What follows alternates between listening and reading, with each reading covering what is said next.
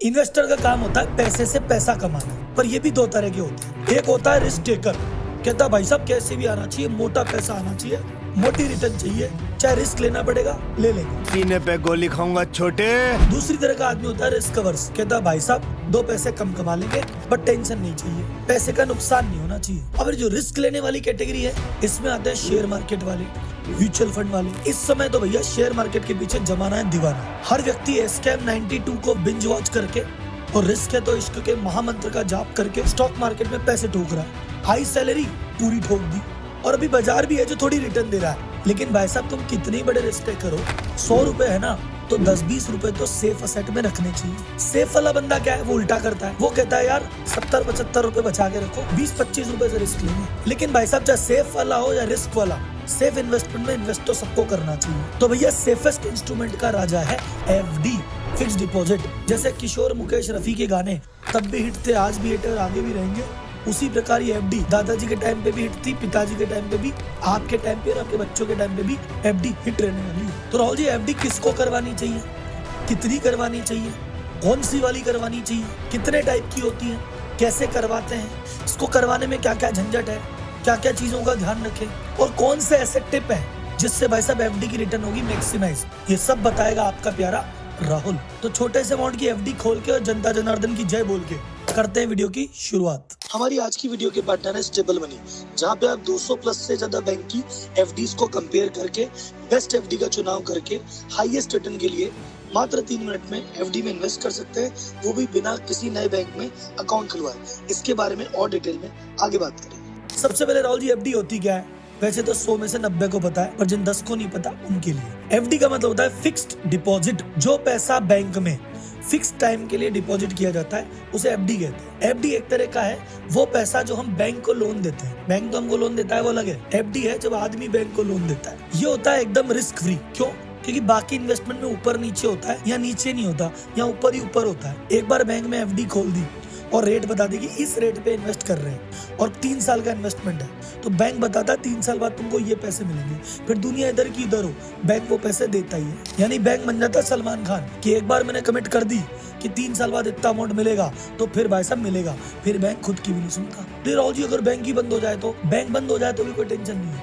अगर 5 लाख तक की एफडी है ना तो आरबीआई का इंश्योरेंस है, बैंक भी बंद हो जाएगा ना तो भी आरबीआई देगी 5 लाख। तो राहुल जी एफडी किस किस को करवानी चाहिए? हम तो शेयर मार्केट में, हम तो म्यूचुअल फंड में, हम तो गोल्ड खरीद रहे थे, अब आप एफडी बोल रहे हो, तो किसको करानी है, कब करानी है? तो भैया मैं कुछ कैटेगरी बताता हूँ, कुछ स्थिति बताता हूँ जब आपको एफडी करानी है। पहली स्थिति, जैसा मैंने बताया, अगर आप रिस्क अवर्स टाइप के हो कि भैया मेरे को तो रिस्क बिल्कुल ही नहीं लेना, अगर आपने 1 लाख रुपए का कहीं इन्वेस्टमेंट किया और अगर वो एक रात में 1 लाख से घट के 95,000 रह जाए और आपको 2 दिन नींद ना आए, ऐसे आदमी हो तो भैया फिर एफडी आपके लिए है, फिर आप शेयर मार्केट की वोलेटिलिटी नहीं झेल सकते। दूसरा, अगर आपको पैसे की इमीडिएट नीड है या थोड़े समय में आने वाली है, पक्का पता है, तो फिर एफडी कराओ। जैसे आपने कहा भाई साहब देखो अभी है ना अप्रैल का महीना चल रहा है और 50-60 हजार पड़े, सोच रहे हैं दिवाली पे गाड़ी ले लें, तो दिवाली आएगी 5-6 महीने बाद, तो आप ये मत सोचना कि चलो 50,000 को इसको इस समय तो शेयर मार्केट में लगा देता हूँ, म्यूचुअल फंड में लगा देता हूँ। आप सोचोगे 50 है म्यूचुअल में लगा दूंगा, दिवाली तक हो सकता है 70 हो जाए, हो सकता है दिवाली तक 25 ही रह जाए। तो आपको पक्का पता है कि भैया 6 महीने बाद गाड़ी लेनी है और इसी पैसे से, तो फिर एफडी कराओ। आपको पता है अगले 1 साल बाद शादी है, पैसे की जरूरत पड़ेगी, तो भैया एफडी कराओ। आपको पता है 2 महीने बाद मोबाइल लूंगा, तो एफडी कराओ। मतलब अगर आपको पक्का पता है कि मैं थोड़े ही दिनों में कोई चीज लेने वाला हूँ तो एफडी में डाल दो, क्योंकि वो पैसा सेफ रहेगा। आज 1 लाख डालोगे तो भाई साहब 5-6 महीने बाद 1 लाख से कुछ बढ़ के ही मिलेगा, 1 लाख का 99 नहीं होगा। और इसके अलावा कहीं और डाल दोगे तो रिस्क है। तीसरी, आपको एफडी कब करानी? Emergency fund. ये भाई साहब फाइनेंशियल डिसिप्लिन का बेसिक है कि इमरजेंसी स्थिति में आपको एक फंड रखना चाहिए। अगर आपका महीने का खर्चा मान लो 50,000 रुपए का, तो 6 महीने की इमरजेंसी यानी 3 लाख रुपए आपको हमेशा सेफ रखने चाहिए कि कल को कुछ भी घटना घट जाए तो 6 महीने का पैसा तो मेरे पास है। ये जो 6 महीने का पैसा है ये आपका इमरजेंसी का फंड है, इसको स्टॉक मार्केट में डालोगे ये आधा नहीं रह जाएगा, इसलिए इसकी एफडी करो। एक एफडी कब करानी चाहिए? पार्किंग के टाइम पे। पार्क की गाड़ी की नहीं, कौन सी पार्किंग? मेरे पास पैसे पड़े हैं भाई साहब 20 लाख रुपए, मैं सोच रहा हूँ स्टॉक मार्केट में लगाऊंगा, लेकिन मुझे लग रहा है अभी थोड़ा बाजार ऊपर है, नीचे आएगा तब लगाऊंगा, तो मैं नीचे आने का वेट कर रहा हूँ। तो भाई साहब मैं फिर एफडी करा के बैठ जाऊंगा, भाई आन दे नीचे आन दे, फिर डालूंगा। तो ऐसा नहीं कि मेरे को 5 साल की एफडी करानी, महीने की, 3 महीने की, 6 महीने की करा के बैठूंगा, जब नीचे आएगा तो डाल दूंगा। तो जब आप वेट कर रहे हो कि अच्छा 25 लाख रुपए लेके बैठा हूँ, एक घर लेना है, लेकिन घर समझ में नहीं आ रहा, अभी ढूंढ रहा हूँ, तो 25 लाख की एफडी करा के रखो। अब आप लग रहा हो जी एफडी तो फिक्स टाइम के लिए होती है, कल को हमको घर 3 महीने में समझ आ गया तो सर जी एफडी है ना 7 दिन से लेके 10 साल तक होती है। आप 7-7 दिन की एफडी कराते रहो, आप 1-1 महीने की एफडी कराते रहो। और किसको करानी चाहिए? सीनियर सिटीजन को। अगला आदमी भैया 60 की उम्र में रिटायर हुआ, रिटायरमेंट का फंड है, उम्र हो गई 65 साल 70 साल, अब ये कोई दिन थोड़ी रिस्क लेके खेलने के कि आओ जाओ अडानी जी की कंपनी में पैसे लगाएंगे। ये समय है एफडी कराओ, ब्याज की इनकम खाओ, मस्त रहो। और जो भाई साहब युवा है, जोश है, कह रहा मैं स्टॉक मार्केट में लगाऊं, मैं म्यूचुअल फंड में लगाऊं, लगाओ ना भाई साहब, कौन मना कर रहा है, लेकिन पोर्टफोलियो मेंटेन करो। 9,000 रुपए स्टॉक मार्केट में डाल रहे हो, 1,000 रुपए एफडी में भी डालो, बैलेंस तो बना के रखो। सारा ही रिस्क ले लोगे क्या जीवन में? अब मैं ये भी बता देता हूँ कि कहाँ नहीं करानी चाहिए एफडी। अगर आपका लॉन्ग टर्म होराइजन है कि भैया मैं तो 30 साल का हूँ, मेरे को तो 15 साल बाद बेटी की शादी करनी है, तो ये 15 साल आप share market, mutual fund, gold, real estate यहाँ लगा सकते हो। यहाँ कुछ ऊपर नीचे भी होगा पर लॉन्ग टर्म तो सही जाएगा। यहाँ पे एफडी इतनी सूटेबल नहीं है। 40 साल की उम्र है आपकी, आपको रिटायरमेंट के लिए जुगाड़ करना है, आप इन एसेट में जा सकते हो, लेकिन भैया प्रॉपर रिसर्च करके जाना है। ऐसा नहीं हर रियल एस्टेट में, हर शेयर में, हर म्यूचुअल फंड में पैसा ही पैसा है। रिसर्च करके जाओगे तो बहुत पैसा है, नहीं करके जाओगे तो भाई साहब बगल वाला ही लूट लेगा। तो इन शॉर्ट अगर मैं आपको बताऊं, एफडी एक कुशन है, एफडी है मन की शांति। तो भाई साहब एफडी कराने की शुरुआत कब करें? मैं बोलता हूँ सबसे पहले कहीं भी रिस्की एसेट में पैसे लगा रहे हो, पहले इमरजेंसी फंड बनाओ, एफडी में लगाओ। दूसरा, ये रिस्की एसेट में भी लगाते रहो, शेयर लगाओ, म्यूचुअल फंड लगाओ, जो करना करो, लेकिन एक छोटा सा उसका पोर्टफोलियो। अगर लगा रहे हो 20,000 रुपए उधर, 2,000 इधर भी डालो। तो राहुल जी एफडी कैसे करवाएं? देखो एफडी करवाने के 3 तरीके हैं। सबसे पहला है आलसी तरीका, कि जहां आपकी अकाउंट खुला है ऑलरेडी, उसी बैंक में जाके मैनेजर को बोल दो भाई कर दे एफडी, कर देगा एफडी। लेकिन इसमें नुकसान क्या है? कई बार जिस बैंक में आप हो सकता है उस समय वो एफडी की बढ़िया रेट ना दे रहा हो, और जो दूसरा बैंक है वो मस्त रेट दे रहा हो, लेकिन आप तो भाई साहब आलस के चक्कर में कम रेट लेके बैठ गए। दूसरा तरीका है दर भटको, सारी पब्लिक बैंक में जाओ, सारे प्राइवेट बैंक में जाओ, एनबीएफसी में जाओ, कोऑपरेटिव में जाओ, सबसे रेटे लेके आओ और बैठ के कंपैरिजन करो, अपने 5-10 दिन खराब करो। तो पहला ऑप्शन आलसी वाला है, दूसरा ऑप्शन मेहनत वाला है, तीसरा है smart option, stable money app करो डाउनलोड। यहाँ पे आपके पास 200 से भी ज्यादा बैंक्स की एफडी को कंपेयर करने के ऑप्शन है। आप कंपेयर करके जो आपको बेस्ट एफडी लगे और उस स्टेबल मनी ऐप पे अवेलेबल हो, तो आप वहाँ पे इसके थ्रू मात्र 3 मिनट में इन्वेस्ट कर सकते हैं। इसका सबसे बड़ा बेनिफिट क्या है? आपको सामने वाले बैंक में अकाउंट खुलाने की भी जरूरत नहीं है। और भैया 3 मिनट में एफडी होती कैसे है, ये वीडियो के लास्ट में मैं आपको करके दिखाऊंगा कि एफडी ऐसे करते हैं। अब आप बोलोगे राहुल जी सेफ तो है ना, अपने पैसे के डूब तो नहीं जाएंगे? भाई साहब 100% सेफ है, क्योंकि ये जो ऐप है ना, ये फैसिलिटेटर है, मतलब ये खुद पैसे नहीं रख रहा, ये तो आपको सीधे बैंक से कनेक्ट कर रहा है। जो आपके खाते से पैसा निकल के बैंक के पास जाएगा, वो बैंक के पास ही जाएगा। ये ऐप कुछ नहीं कर रहा, अपने पास पैसा नहीं रख रहा, आपका पैसा सीधे बैंक के पास है।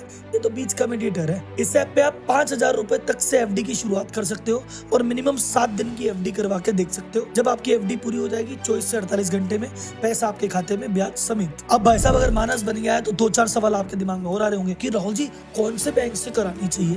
तो सर जी एफडी करने के आपके पास मिलेंगे 4 ऑप्शन। पहला आपको मिलेगा शेड्यूल कमर्शियल बैंक, इसमें public bank, private bank, small bank सब आते हैं। दूसरा होता है कोऑपरेटिव बैंक, तीसरा होता है एनबीएफसी, चौथा आता है कॉर्पोरेट टर्म डिपॉजिट। तो ये बड़े बड़े जो कॉर्पोरेट है, रिलायंस, अडानी, इनके भी डिपॉजिट ऑप्शन आते हैं, लेकिन ये कॉर्पोरेट के डिपॉजिट पे और एनबीएफसी पे आरबीआई की 5 लाख वाली गारंटी है नहीं, तो कल को कुछ हो गया तो जय माता दी हो जाएगा। तो भाई साहब इन दोनों पे तो जाने का ही नहीं। अब अपने बचे 2 ऑप्शन, कोऑपरेटिव बैंक और शेड्यूल बैंक। तो कोऑपरेटिव बैंक वैसे तो गारंटी में कवर होते हैं, लेकिन यार हर दूसरे तीसरे दिन आता है, आज ये गया कल वो गया, तो रिस्क इसका भी नहीं लेना। अपन को तो शेड्यूल कमर्शियल बैंक चाहिए जहाँ पे 5 लाख की गारंटी मिलती है। राव जी फिर शेड्यूल बैंक में कौन सा करे? देखो जी शेड्यूल बैंक में आरबीआई की नजर में सब बराबर है। 5 लाख की एफडी कराओगे, सब पे गारंटी है, तो जो बढ़िया लगे वो कर दो। स्टेबल मनी ऐप खोला, मैंने देखा है 2 साल की एफडी करानी है, कौन बढ़िया रेट दे रहा है? ये एसबीआई दे रहा था 7%, बढ़िया बैंक है।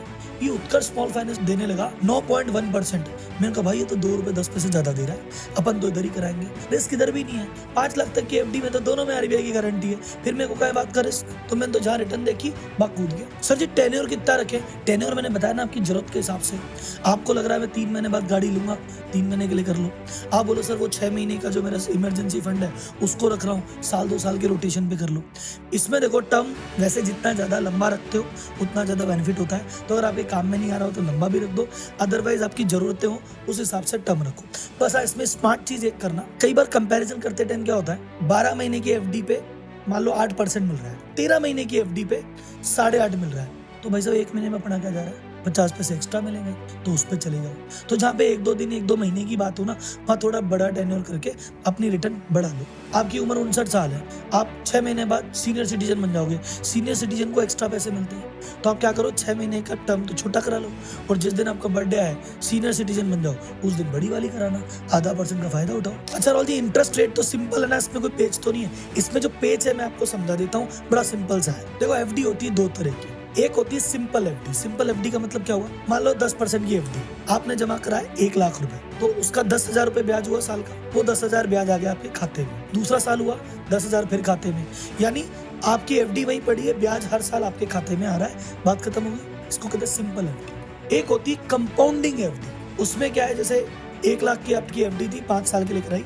पहले साल ब्याज आया 10,000, उसमें जुड़ जाएगा। अब 1,10,000 पे ब्याज लगेगा, उसके पैसे मिलेंगे, वो भी जुड़ जाएंगे, फिर तीसरे साल मिलेगा। तो ऐसे ब्याज पे ब्याज आपको मिलने लग जाता है। इसको कहते हैं कंपाउंडिंग एफडी। अब कंपाउंडिंग कितनी बार होती है ये देखना इंपॉर्टेंट है। जैसे कंपाउंडिंग मैंने अभी कहा साल में 1 बार जुड़ता है, वैसे क्वार्टरली कंपाउंडिंग भी होती है, वहां पे हर 3 महीने का ब्याज जुड़ता है।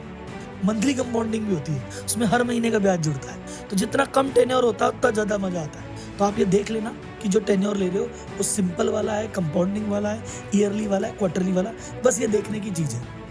और घर की बात बताऊं, ये भी ज्यादा देखने की चीज नहीं है। आप जैसे जब एफडी बुक करोगे ना, वो पहले ही आपको बता देगा इस एफडी के हम 3 साल बाद 2 साल बाद इतने देंगे, वो आपको रकम समझ में आ रही हो, आगे बढ़ो। और नीचे डिस्क्रिप्शन में दिया है मैंने लिंक, उस लिंक से जब आप पहली एफडी कराओगे आपको 200 रुपए का कैशबैक और मिलेगा। लेकिन भाई साहब ये शुरुआती 500 लोगों के लिए है। अब आपके मन में एक सवाल आ सकता है कि राहुल जी अगर मुझे 5 साल की एफडी कराई और मेरे को जरूरत पड़ गई 1 साल में, तो राहुल जी फिर क्या होगा? फिर भाई साहब पेनल्टी लगेगी आपके। कितनी लगेगी?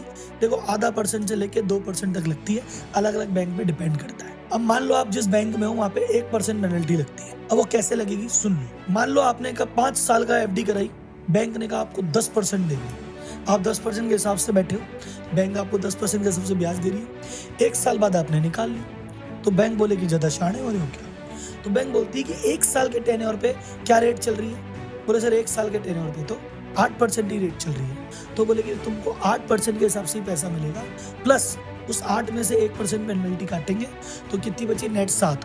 तो 7 के हिसाब से तुम्हारा हिसाब कर देंगे, बाकी तुम्हारी एफडी तुमको वापस दे देंगे। तो ये जो आप बड़े लोगों से सुनते हो ना, मैंने एफडी तोड़ा के ये वाला काम किया था, एफडी तोड़ा के वो वाला काम किया था, ये एफडी को जल्दी निकालने को कहते हैं एफडी तोड़ाना। आपकी एफडी की पेनल्टी बनने का एक ऑप्शन है। अगर आपको बैंक की एफडी कंपेयर करके लगता है उत्कर्ष स्मॉल फाइनेंस बैंक में आपको अच्छा इंटरेस्ट मिल रहा है, स्टेबल मनी के थ्रू इसमें इन्वेस्ट करते हैं, और अगर आपको किसी कारण से इसको कैंसिल करना पड़ता है तो कोई भी पेनल्टी नहीं लगेगी, क्योंकि स्टेबल मनी ने उत्कर्ष फाइनेंस बैंक से ऑलरेडी टैप कर रखा है। बच गए ना पैसे? तो वैसा मेरे हिसाब से एफडी क्या होती है, एफडी कब कराते हैं, एफडी किसको करानी चाहिए, कैसे करानी चाहिए, किस तरह की होती है, किस बात का ध्यान रखना, अपन सब कवर कर चुके हैं। अब भाई साहब बहुत थ्योरी हो गई, अब आपको प्रैक्टिकली एक एफडी करके दिखा देते हैं। ध्यान से देखो स्क्रीन पे। सबसे पहले ऐप ओपन करते ही आपको 3 बैंक्स दिखेंगे, इनमें आप इन्वेस्ट कर सकते हैं। इंटरेस्ट रेट कितना है आपको कार्ड पे दिख ही रहा है। अब ये है डिस्कवर पेज, इस पे आप देख सकते हैं कि किस किस बैंक की कितनी कितनी रेट है। यहाँ पे आप 200 से भी ज्यादा बैंक्स की रेट को एफडी को कंपेयर कर सकते हैं, और 2 बैंक को अगर आपस में बैंक टू बैंक कंपेयर करना चाहें तो भी इस पे पॉसिबल है। तो ये फर्स्ट पार्ट है, इसका यूआई काफी सिंपल है, ये आपकी मदद कर देगा इंटरेस्ट रेट ढूंढने के लिए। फॉर एग्जांपल ये देखो सूर्योदय बैंक का होम पेज आ गया, यहाँ पे आप श्रीराम, बजाज, स्टेट बैंक, सारे बैंक्स की रेट को देख सकते हैं, कंपेयर कर सकते हैं। अब यहाँ पे आपने सारे मोटा मोटी देख लिए। अब आप चाहते हैं कि 2 बैंक की रेट को प्रॉपर कंपेयर करें, तो आपने ये एफडी पे जाके चूज कर लिया। तो मान लो आप कंपेयर करना चाहते हो स्टेट बैंक ऑफ इंडिया और उत्कर्ष फाइनेंस बैंक को, तो आपको ये टेबल आ गई सामने, कौन से बैंक में इन्वेस्ट करें तो कितना मिलेगा, हाईएस्ट लॉन्ग टर्म रेट किसकी, हाईएस्ट मिड टर्म रेट किसकी, हाईएस्ट शॉर्ट टर्म रेट किसकी, सीनियर सिटीजन के लिए कौन ज़्यादा अच्छा है, इंस्टेंट बुकिंग अवेलेबल है कि नहीं है, बैंक अकाउंट चाहिए कि नहीं चाहिए। तो स्टेबल मनी के थ्रू अगर आप करते हैं तो आपको बैंक अकाउंट ओपन करने की जरूरत नहीं है। अब क्योंकि उत्कर्ष और शिवालिक दोनों स्टेबल मनी पे है तो इसमें बैंक अकाउंट करने की जरूरत नहीं है। कंपेयर कर लिया, अब आप कह रहे हो चलो इन्वेस्ट करना है, तो ये जो स्टार्ट इन्वेस्टिंग है इस पर आप क्लिक कीजिए। अब आप इन्वेस्ट करना चाहते हो मान लो सूर्योदय स्मॉल फाइनेंस बैंक में, आपने स्टार्ट इन्वेस्टिंग पे क्लिक किया, ये ऑप्शन आया, ये सूर्योदय का होम पेज है। यहाँ पे आपको सब दिख रहा है, विड्रॉल अमाउंट कितना है, इंटरेस्ट रेट कितनी है। अब यहाँ पे आपने स्टेट बैंक को, एचडीएफसी बैंक को भी कंपेयर कर लिया। अब जैसे ही स्टार्ट इन्वेस्टिंग पे क्लिक करेंगे बुकिंग प्रोसेस ऑन हो जाती है। तो सबसे पहले आपको अपना टेन्योर चूज करना है। तो मान लो हमको 1 लाख रुपए इन्वेस्ट करना है, तो आप देख सकते हैं कि आप 1 लाख इन्वेस्ट करते हैं तो मैच्योरिटी अमाउंट कितना होगा, आपका गेन कितना होगा, ये सब ट्रांसपेरेंटली यहाँ पे दिया हुआ है। अब आप इन्वेस्ट नाउ पे क्लिक कीजिए। उसके बाद आपको इसमें अपना आधार कार्ड एंटर करना पड़ेगा। ये आधार वेरीफाई किया, ये सक्सेसफुली वेरीफाई भी हो गया। अब कोशिश करना कि आप जिस अकाउंट से पेमेंट करने वाले हैं उस अकाउंट में ये वाला आधार अपडेटेड होना चाहिए, तभी जाके ये पेमेंट होगा, नहीं तो नहीं हो पाएगा। ये आपकी सेफ्टी एंड सिक्योरिटी के लिए है कि कोई दूसरे व्यक्ति आपके आधार और पैन को काम में लेके अपने नाम से एफडी ना करवा ले। अब ये जो मैंने डिटेल डाली है बैंक टू बैंक वेरी करता है। मेरे बैंक में इसने ये डिटेल मांगी है, आपके बैंक पे हो सकता है 1-2 डिटेल और एक्स्ट्रा मांग ले, पर कोई टेंशन वाली बात नहीं है, आप खुल के सारी डिटेल डाल सकते हैं क्योंकि स्टेबल मनी एक सेफ एंड सिक्योर ऐप है। अब आ गए हम इन्वेस्टमेंट पेज पे। अब अगर हम 1 लाख इन्वेस्ट कर रहे हैं तो हमें मैच्योरिटी मिलेगी 1,18,723। तो गेन कितना हुआ 18,723। आगे जाके हम विड्रॉल बैंक ऐड कर देंगे कि भाई साहब अगर जब ये मैच्योर हो जाएगा तो विड्रॉ होके किस में है, ये आपका प्राइमरी बैंक होगा। और ये पेमेंट अपन ने कर दिया और ये बन गई एफडी मात्र 3 मिनट में। तो भाई साहब एफडी बुजुर्गों का इन्वेस्टमेंट नहीं है, एफडी जवान लोग भी करा सकते हैं, आप भी करा सकते हो, मैं भी करा सकता हूँ, इनफैक्ट करानी ही चाहिए। और इस समय तो एफडी पे रेटें भी अच्छी मिल रही है। मान लो अभी 5 साल की एफडी करा दी हाई रेट पे, आज 9% की रेट चल रही है। आगे जाके सरकार इसको 8, 7, 6 भी कर देगी ना, तुम्हारे फर्क नहीं पड़ेगा, तुमको तो 9 की रेट से ही मिलेगा। तो भैया नीचे डिस्क्रिप्शन में लिंक दिया स्टेबल मनी का, तो अपने इमरजेंसी फंड के लिए कराओ, चाहे अपने पोर्टफोलियो के लिए कराओ, चाहे कुशन के लिए कराओ, बट एक बार एक छोटी एफडी करा के रख लो, एक्सपीरियंस के लिए जरूरी है। डिस्क्रिप्शन में दिया लिंक। अगली वीडियो में फिर मिलेंगे। धन्यवाद।